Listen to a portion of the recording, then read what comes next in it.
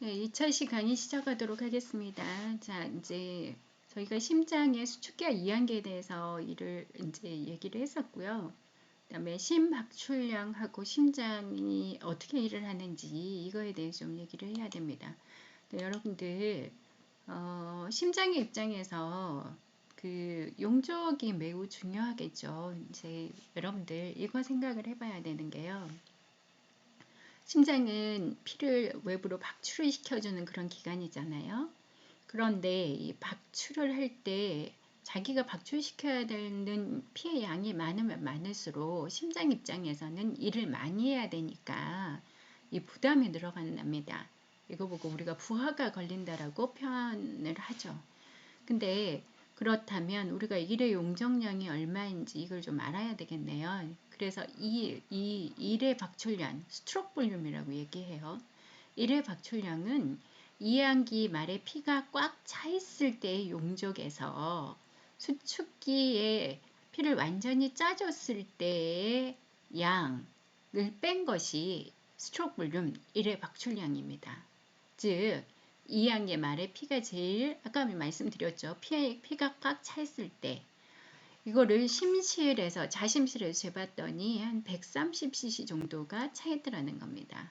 그리고 수축기 말에 이 피가 꽉 짜줬을 때 피가 남아있는 거 제로라고 여러분들은 생각하세요. 근데 그렇지 않습니다. 왜냐하면 이게 심장은 3차원으로 생겼고 주머니이기 때문에요. 피를 최대한 짜줘도 피가 심실에 일부는 남아있어요. 게다가 대동맥이 밑으로 향해 있는 게 아니라 에오르티가 아치로 위로 이렇게 혈관이 뻗어 있잖아요. 그래서 수축을 해도 일부의 피가 심실에 남아 있습니다. 그게 50cc 정도가 남아 있게 되는 거예요. 그러면 130에서 50을 빼면 그러면 스트로크 볼륨 1의 박출량이 나오겠네요. 130에서 50을 빼니까 한 80cc 정도가 1의 스트로크 볼륨입니다. 1의 박출량이라고 얘기하죠. 그런데 심장에서 얘기를 할 때 박출량만 가지고 얘기하는 것이 의미가 별로 없습니다. 무슨 말이냐? 물론 스트로크 볼륨도 중요합니다. 그런데 이항기 말에 피의 양이 130이 아니고 150이었다고 한다. 그러면 이 150에서 이제 한 70cc가 남아있다. 그럼 스트로크 볼륨은 그냥 80cc로 똑같을 거예요. 그런데 자아심실에 70cc나 남아있다는 거는 자아심실의 입장에서는 일을 제대로 못하고 있는 게 돼요.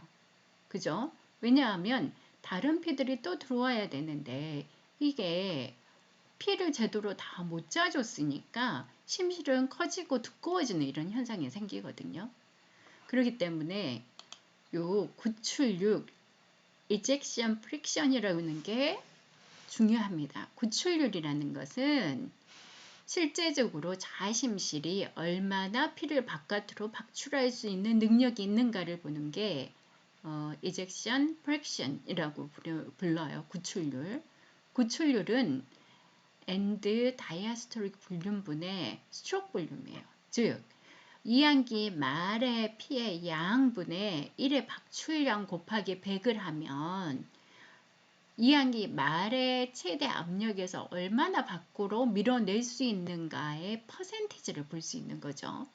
그래서 얘가 정상적으로는 55% 이상, 이게 이항기 말을 100으로 봤을 때 55% 정도는 밖으로 나가야 된다는 거죠. 그거보다는 많이 밖으로 나가줘야, 즉 대동맥을 타고 박출이 돼야 비로소 심실이 정상적으로 일을 하고 있는 거라고 인지될 수 있는 겁니다. 자, 그래서 이 구출률이 55% 이상이 돼야 심장 기능이 비로소 제대로 하고 있다는 걸 얘기한다 그랬잖아요. 그래서 심장 기능이 감소된 심부전 상황에서는 구출률이 현저하게 떨어집니다. 이제 우리가 심장에 문제가 있는 환자들을 볼 때 스트로크 볼륨도 확인하고요. 그 다음에 이젝션 프랙션도 확인을 합니다. 그렇다면 심박출량에 대한 개념을 좀 알아야 돼요. 이제 지금 우리가 개념이 스트로크 볼륨, 그 다음에 구출률, 그 다음에 심박출량, 카디악 아웃풋까지 나왔는데 조금 다른 게 카디악 아웃풋은요. 분당 자심일에서 나가는 피의 양을 얘기해요. 그러니까 여러분들 뭐 카디악 아웃풋은 분으로 계산하면 되겠네요 라는 생각이 되시죠. 근데 하트레이트, 분당 하트레이트를 곱해주면 얼마나 나가는지 알 수 있어요. 나중에 이제 심박출량 가지고 얘기들을 많이 하는데 이유가 있습니다. 우리는 피가 4에서 5리터 정도가 이제 우리 피 속에 들어있는데 전체 혈관에 들어있는데 이 전체 혈관의 4에서 5리터가 1분 정도면 원상으로 원래 자리로 되돌아옵니다. 그러니까 만약에 혈관에 이 피가 흘러갈 때 거기다 조그만한 배를 띄워가지고 얘가 온 피를 돌고 내 심장으로 다시 돌아왔을 때 이거를 본다. 그러면 이게 1분이 걸린다라고 생각을 하시면 된다는 거죠. 카디악 아웃풋은 스트로크 볼륨 곱하기 하트레이트예요. 스트로크 볼륨이 아까 이제 70cc 정도 됐죠. 70 곱하기 하트레이트를 한 75비트다. 그럼 곱해주면 되는데 그러면 보통 7749 정도 되니까 약 한 5리터 정도 되잖아요. 그래서 분당 한 5리터 정도가 전체를 돌고 돌아오는 거예요. 그래서 카디악 아웃풋으로 얘기를 합니다. 분으로 계산해야 되고 그 다음에 이제 우리가 수액 같은 거 줄 때도 분으로 계산해서 주거든요. 그래서 카디악 아웃풋 그러면 스트로크 볼륨 곱하기 하트레이트라고 생각하시면 되고 그렇지만 얘는 하트레이트 양이 많아지면 많아질수록 카디악 아웃풋은 많아지겠죠. 그래서 보통 운동 시에는 분당 한 25에서 30리터 정도가 돈다고 해요.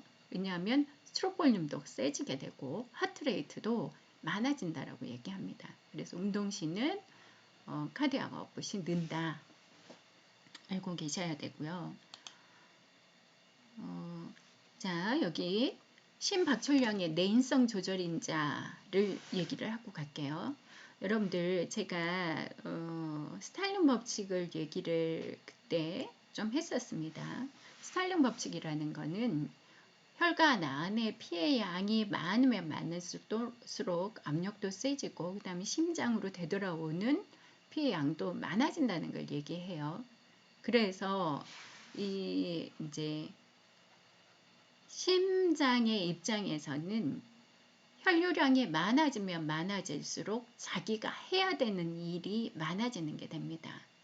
이게 이 심장의 입장에서의 내인성 조절인자라고 얘기할 수 있고요. 그 다음에 심박출량의 외인성 조절인자가 있습니다. 여기 보면 교감신경계하고 그 다음에 부교감신경계인 베이거스 너브 여기 우리 이 부교감신경계 중에 한 개인 베이거스 너브가 있고요. 얘들이 사실은 그 교감신경계는 심방하고 심실을 다 지배하고 있지만 베이거스 너브는 부교감신경계 중에 하나인 얘는 여기 위에 심방에만 이렇게 퍼져 있어요. 즉 SA 노드에서는 많은 하트레이트를 만들어서 내려보내고 싶어 하지만 베이거스 너브 부교감신경계에서 그걸 좀 차단하는 역할을 해줍니다.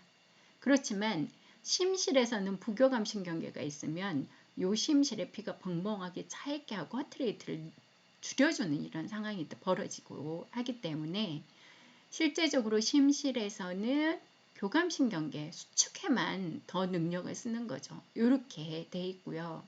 그래서 만약에 심박출량을 늘려야 된다 그러면 교감신경계가 활성화되고 만약에 잠을 자야 되고 편안하게 휴식을 취하고 있다 부교감신경계가 활성화되겠네요. 그러면 얘가 SA 노드에 작용을 하는 겁니다.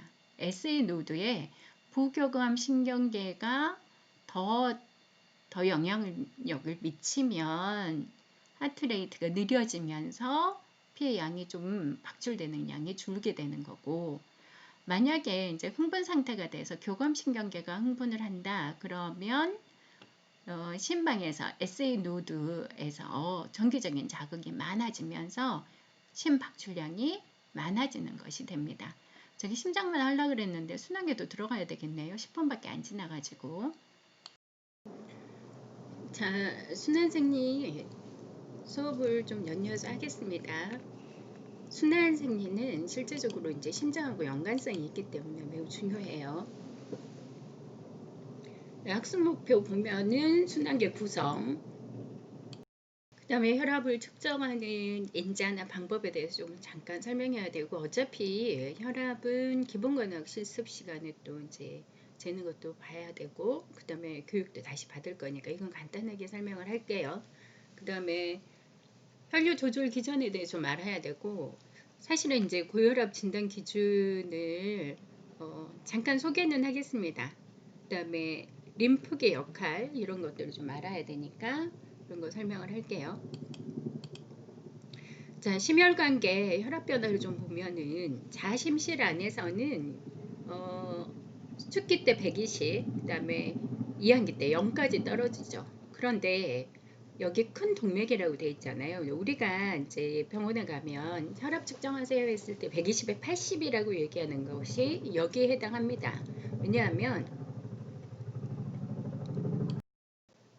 제가 학교에서 지금 영상을 찍고 있는데 이제 아침에 헬리콥터가 계속 몇 대가 왔다 갔다 하니까 이거를 수업을 하다가 중지하다가 이러고 있네요. 무슨 일이 있는 건지. 예, 헬리콥터가 엄청 많이 다니고 비행기도 막 왔다 갔다 하고 그러네요. 자, 여기 다시 설명할게요. 심혈관계 부위별 혈압 변화를 보면은 자심실 안에서는 수축기 때 120, 이항기 때 0까지 떨어지죠. 왜냐하면 완전히 이제 피가 55% 이상이 밖으로 나가고 그 다음에 공간이 생기는 거니까. 그 다음에 여기 보면은 이항기 혈압을 보면 큰 동맥일 때 수축기 혈압 120, 그 다음에 이항기 때 80을 걸려 있을 거예요. 우리가 얘기하는 혈압이 여기에 해당합니다. 우리가 혈압을 잴 때 팔에다 재잖아요. 그래서 혈압을 재는 그 원리는 상한 동맥이 혈류를 차단한 다음에 그 다음에 이 혈액이 혈관 벽면에 부딪힌 압력을 재는 거예요. 그래서 수축기 때, 이항기 때 혈압이 우리가 얘기하는 혈압이라고 얘기하는 거는 큰 동맥인 상한 동맥을 재는 거기 때문에 여기에 해당해요. 그리고는 이제 이거 혈압을 좀 봅시다. 120mmHg에서 점점 떨어지죠. 왜냐하면 이제 가는 혈관으로 이게 분지가 되면서 혈액 공급을 하잖아요. 그렇게 되고 그 다음에 모세혈관 가가지고는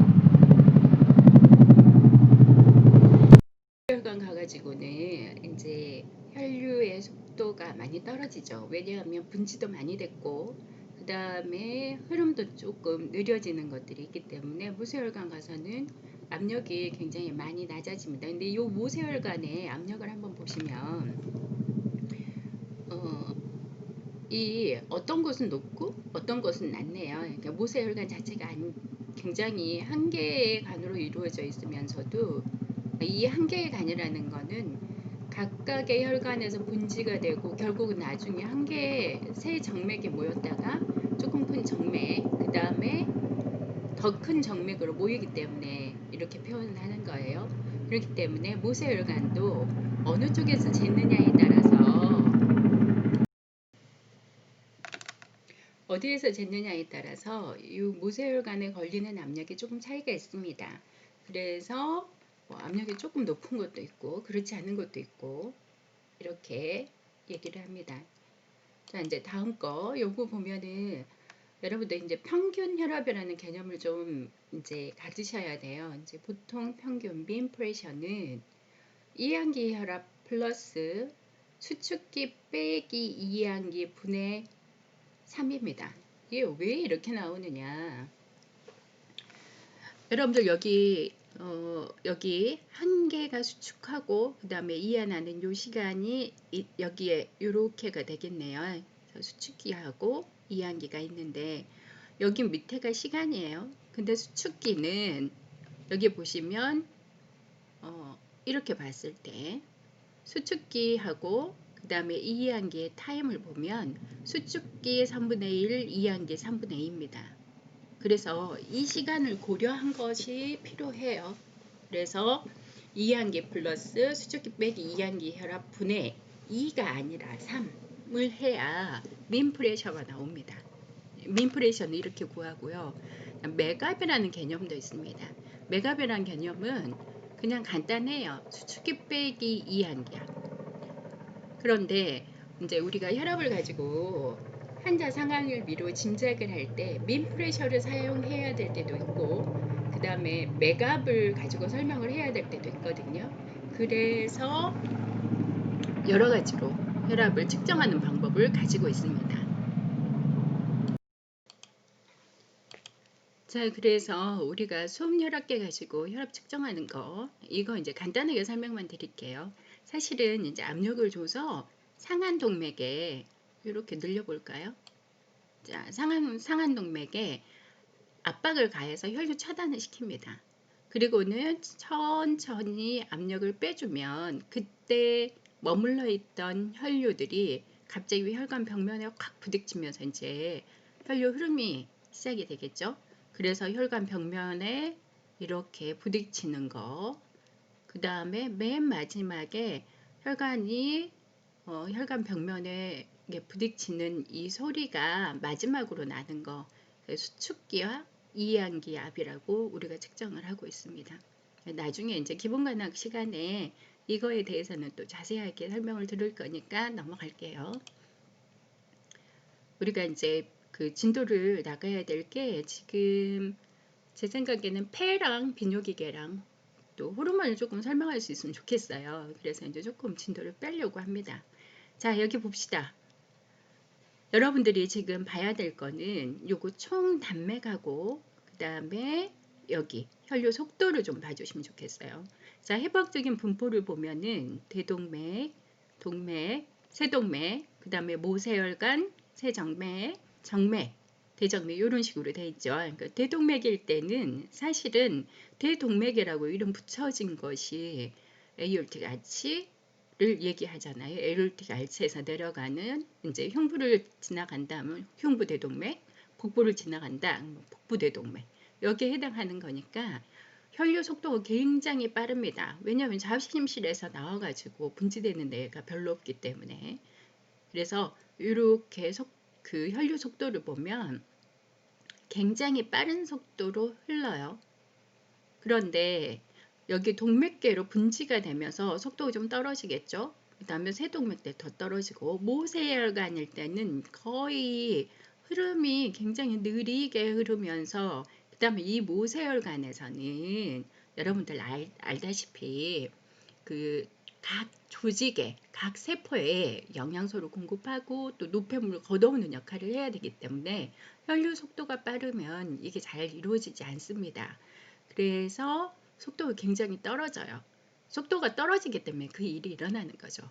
그 다음에 이제 노폐물을 가진 정맥으로 바뀌어가지고 세정맥, 정맥, 대정맥 점점 모여드니까 혈류 속도는 높아질 것이고 총 단면적을 보면은 대동맥은 그렇게 많이 분포하고 있지 않잖아요. 그래서 실제적으로 단면을 보면 그렇게 많지는 않습니다. 동맥계, 세정맥, 근데 모세혈관 보면 전체 단면적이 굉장히 넓은 걸 볼 수가 있을 거예요.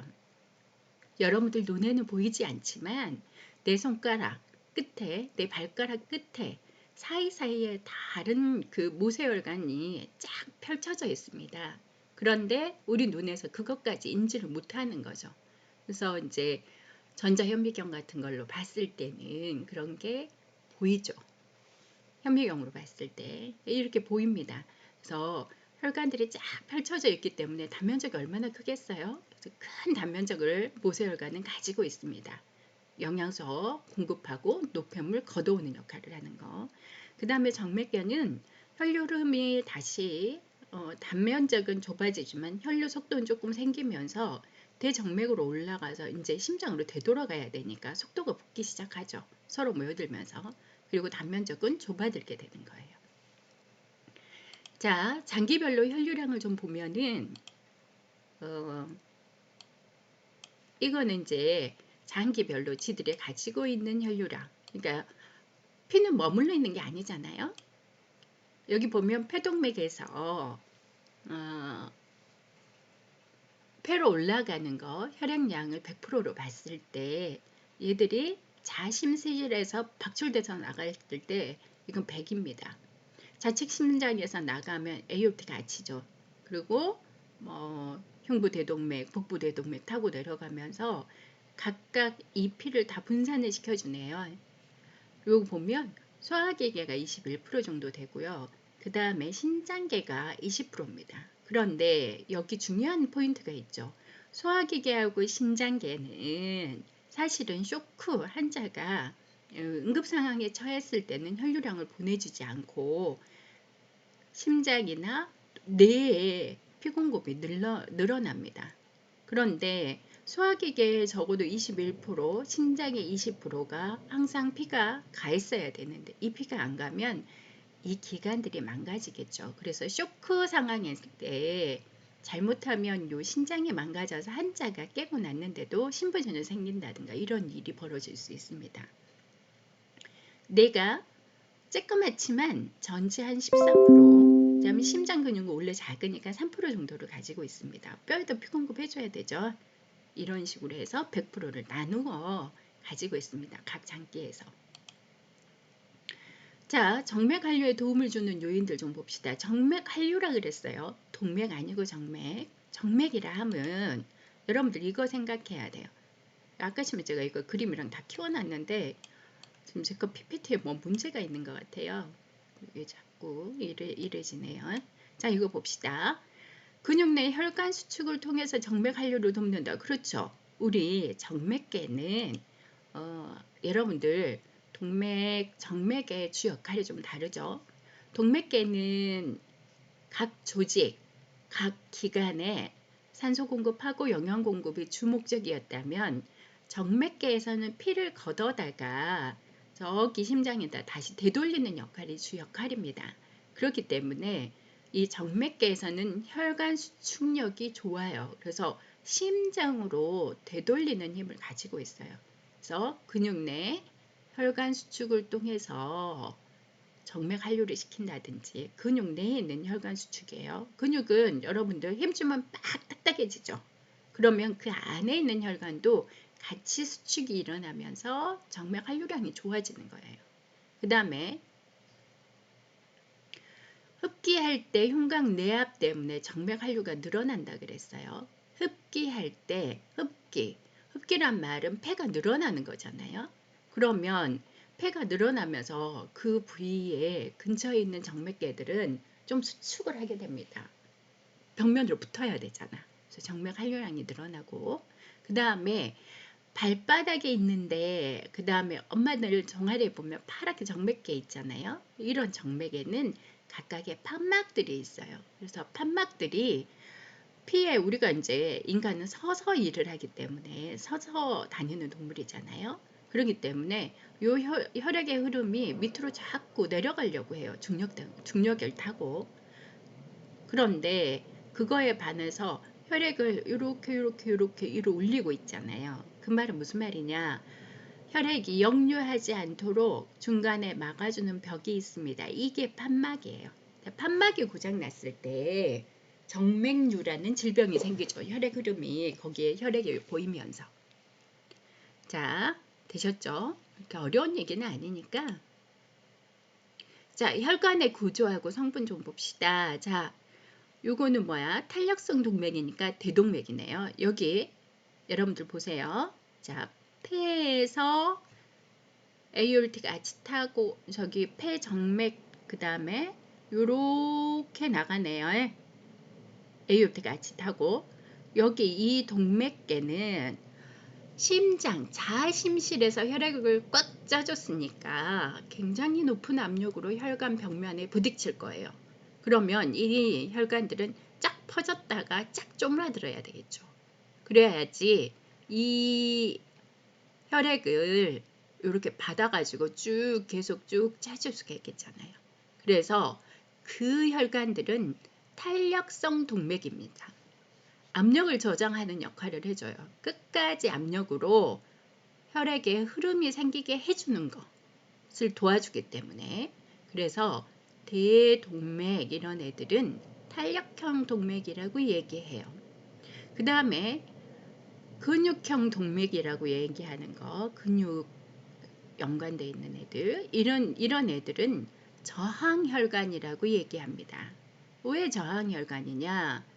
혈액의 흐름이 여기 오면 좀 떨어지겠잖아요. 그럼 지들이 수축하고 이 안에서 이 혈액을 이 모세혈관까지 이렇게 밀어주는 역할을 합니다. 그래서 저항혈관이라 부르고, 모세혈관은 교환혈관이죠. 실제적으로 그 영양소와 노폐물을 교환하는 역할을 하기 때문에. 그 다음에 여기 정맥계는 저장혈관입니다. 정맥계 한번 봐보세요. 동맥계는 보면 탄력이 있기 때문에 쫙 탄탄하게 있죠. 여러분들 머리 묶었을 때 그냥 고무줄 안 하고 엘라스틴 샴푸 이 선전할 때 보면 머리카락 이렇게 해놨다가 쫙 펼쳐지면 머리가 쫙 펼쳐지잖아요. 그런 것처럼 탄력이 있기 때문에 온 상태로 되돌아오려고 하는 힘이 굉장히 강합니다. 이 동맥계는. 반면에 정맥계는 혈액들을 저장해놨다가 되돌리는 역할을 해요. 그래서 저장혈관이라고 얘기하고, 이 혈관들은 잘 늘어납니다. 그러니까 아까 엄마 다리 뒷면에, 우리 이제 다리 뒷면에 보면 정맥계가 있는데 판막이 고장 났을 때 거기에 혈액이 고여 있죠. 정맥계는 혈액이 고여 있는 혈관들이 좀 있습니다.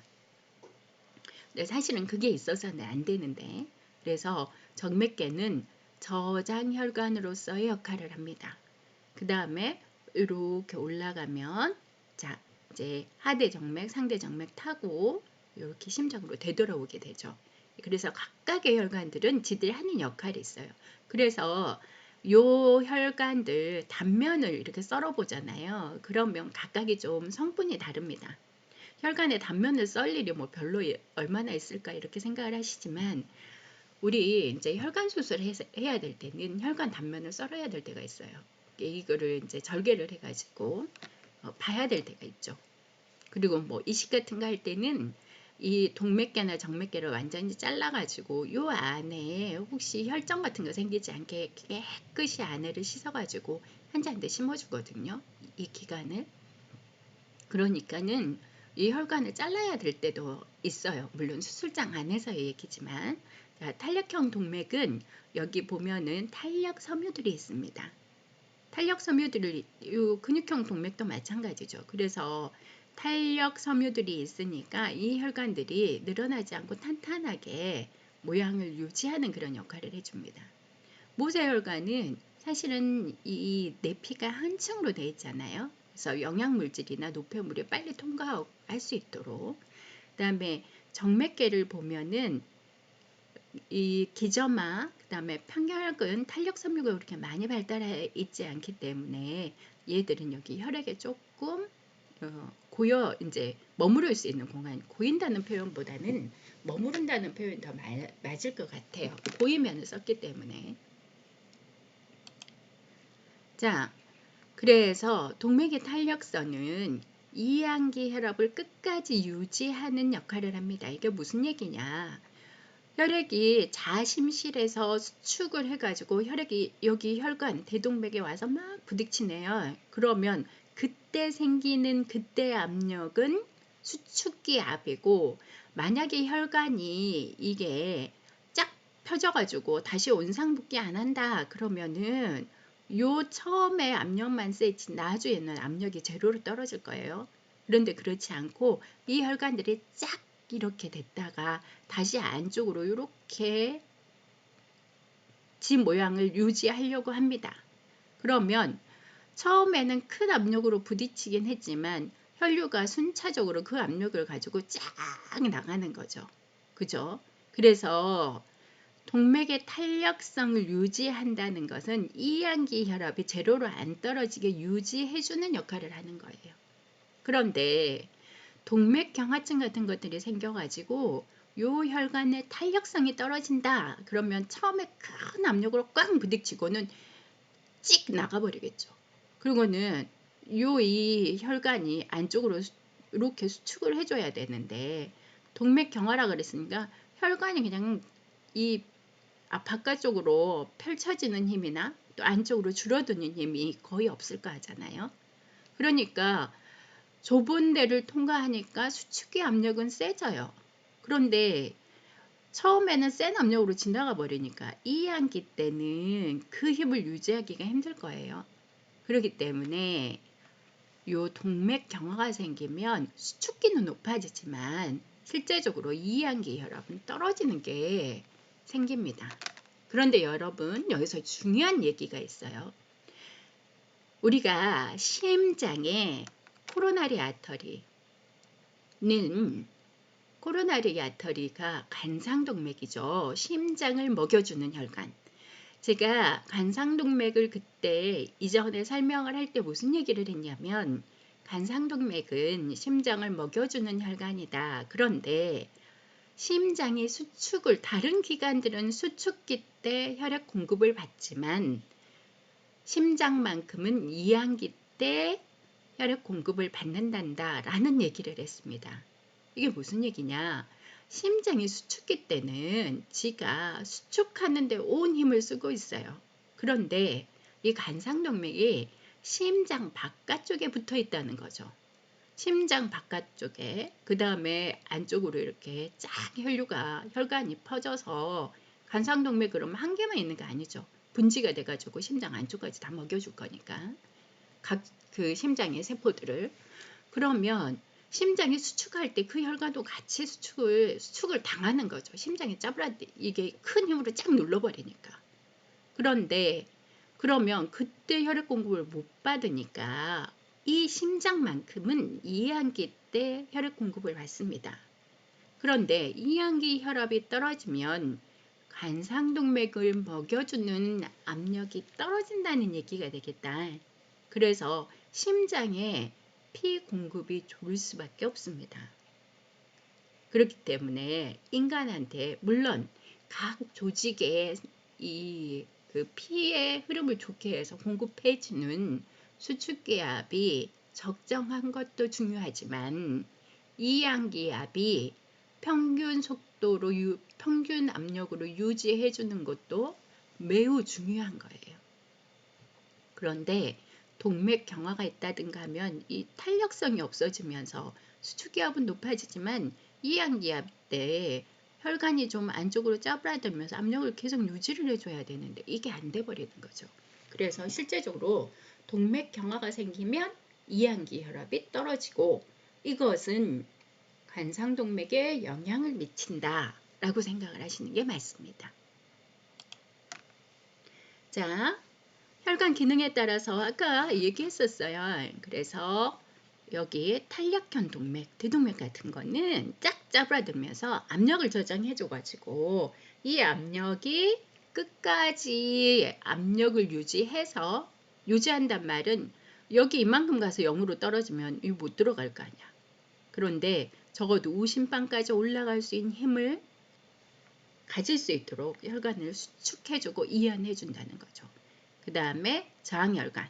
여기 이제 분지가 되려고 하는데 이 모세혈관 지나갈 때 일정 정도의 압력을 또 줘야 되니까 저항혈관으로서의 역할을 해주고 모세혈관에서 영양소와 노폐물을 교환하면 여기 혈액이 2로 오심방으로 올라올 때 얘가 저장혈관으로서 역할을 해준다고 했습니다. 되셨죠? 자, 우리가 각 조직에 피가 찰 때는요. 두 가지의 원리로 피가 찹니다. 첫 번째, 예를 들어서 뇌가 살아있는 동물이잖아요. 그런데 여러분들 그런 얘기 많이 들어보셨죠? 식사하고 나서 소화기계의 혈액 흐름이 좋아진다. 왜냐하면 소화기계가 여러분들 생각해보세요. 소화기계 길어요. 생각보다 위 1.5m짜리 이 기관이죠. 그 다음에 소장은 7m나 되죠. 대장 1.5m나 되잖아요. 그러면 여기에 먹을 게 통과한다, 음식이 통과한다. 그러면 각각의 역할을 해야 되죠. 그러니까 애들이 꼬물꼬물하니 엄청 일을 열심히 합니다. 그러면 일을 열심히 하는 기간이니까 피를 더 줘야 되겠죠. 그래서 활동성 충혈이란 말은 일을 하기 때문에 혈액 공급이 대사율이 높아지면서 혈액 공급이 좋아지는 거예요. 대사율이라는 것은 얘가 일을 하기 때문에 생기는 거잖아요. 반응성 충혈이라는 거는 우리가 이제 이게 혈관은 각 기관이나 조직 사이에 있잖아요. 그런데 그 기관이 수축하는 이런 기관이다. 심장처럼. 또 근육계에 있는 혈관일 경우에 예를 들어 여러분들이 달리기 잘 안 하시겠지만 달리기를 해야 되는 일이 생겼다. 아침에 지각하기 직전이다. 그러면 저기 그 스쿨 내린 데서부터 우리 무등간 1층까지 엄청 뛰잖아요. 그러면 다리 근육이 자꾸 수축하겠네요. 쫙 퍼져 있는 상태가 아니라 수축해야 일을 할 거 아니야, 근육이. 그러면 일시적으로 혈류가 차단됐다가 그 다음에 피 공급이 늘어요. 이렇게 됩니다.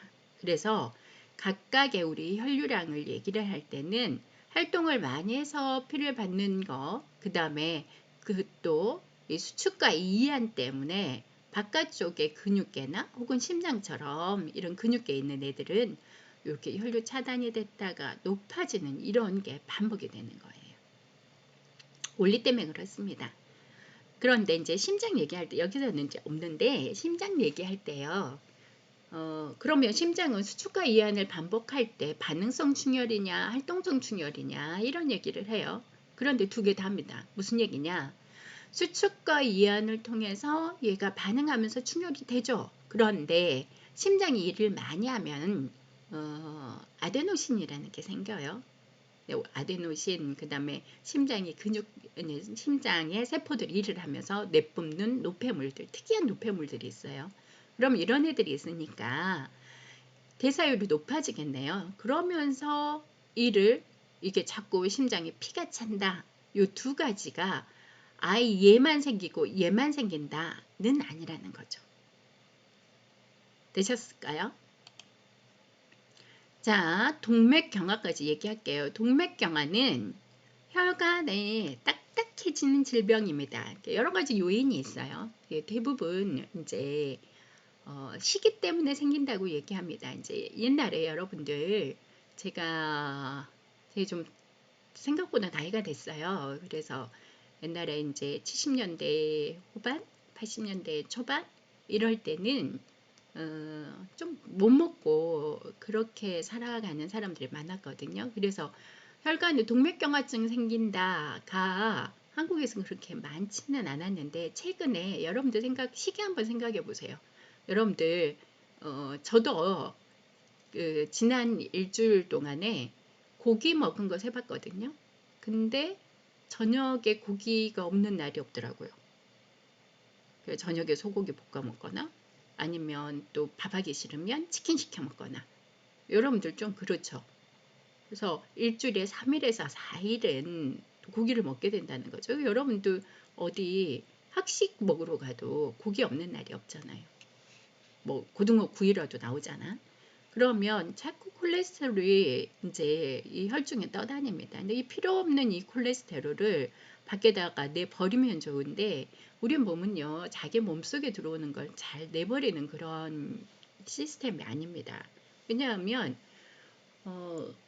영양분이라는 게 최근은 풍부해졌지만 옛날에 우리 선조들만 생각해도 먹을 거 구하기가 너무 힘들었잖아요. 그래서 들어온 것을 내다 버리는 시스템이 활발하지 않습니다.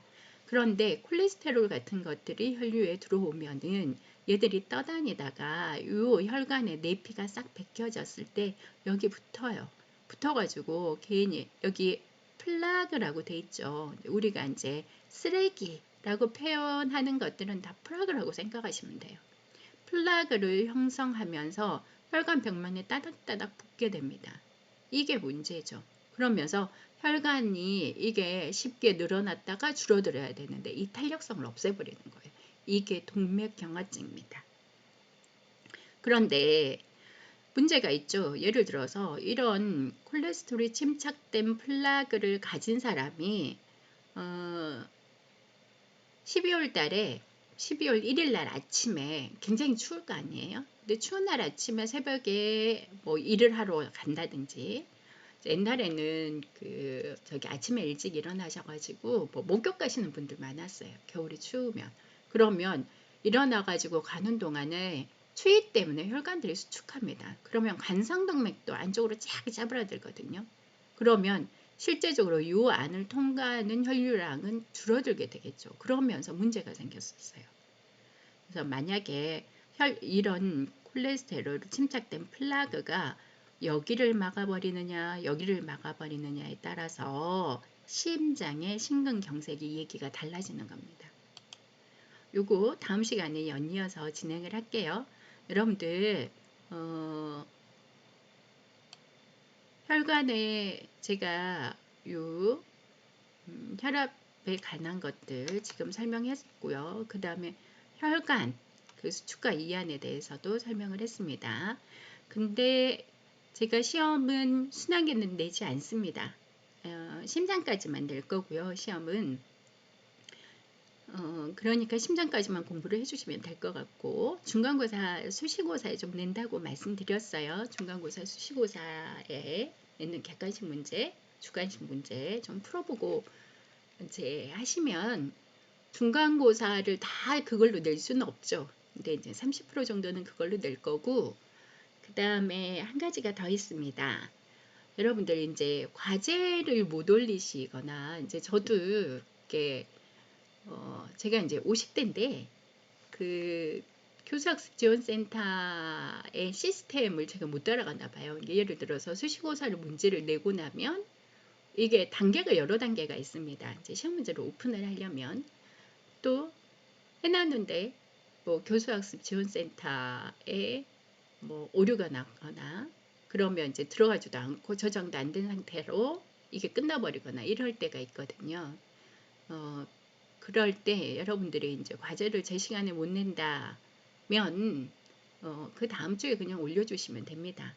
강의 후기에 올리라고 했더니 파일이어서 못 올린다고 하시는 분들이 있어서 그 다음 주까지 제가 받을 거니까 너무 스트레스 받아 하면서 그거 안 하셔도 되고요.